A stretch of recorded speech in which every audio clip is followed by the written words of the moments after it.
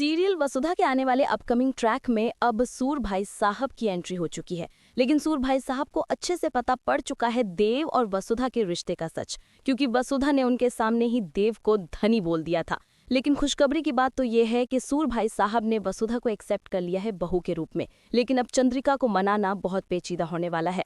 सूर भाई साहब ने तो जाते ही धाबा बोल दिया और चंद्रिका को बता दिया कि देव और वसुधा के बीच में रिश्ता है और दोनों एक दूसरे से प्यार करते हैं।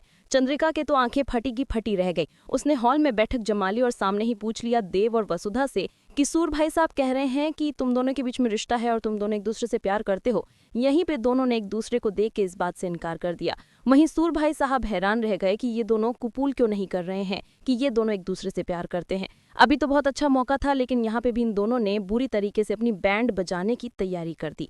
लेकिन दोस्तों होगा ये कि अब करणवीर सिंह लेगा एंट्री सीरियल में और अब वो वसुधा को करेगा ब्लैकमेल, जहां पे चुपचाप से उसने हनुमंत को कर लिया है किडनैप और वसुधा के रूम में रख दी है एक चिट्ठी। उस चिट्ठी में लिखा होता है, जो वसुधा अपने रूम में आती है तो वो चिट्ठी देखती है। उस चिट्ठी को खोल के जब वो देखती है तो उसमें लिखा होता है कि अगर तुम्हें अपने बापू साहब को सही सलामत देखना है तो चुपचाप इस पते पर आ जाओ, और अगर तुमने ये बात किसी को बताई तो अपने बापू साहब का मरा मुंह देखोगी। तो हैरान होकर वसुधा उस पते पर जब पहुंचती है तो उसको दो आदमी पकड़ लेते हैं और उसके आंखों पर काली पट्टी बांध देते हैं।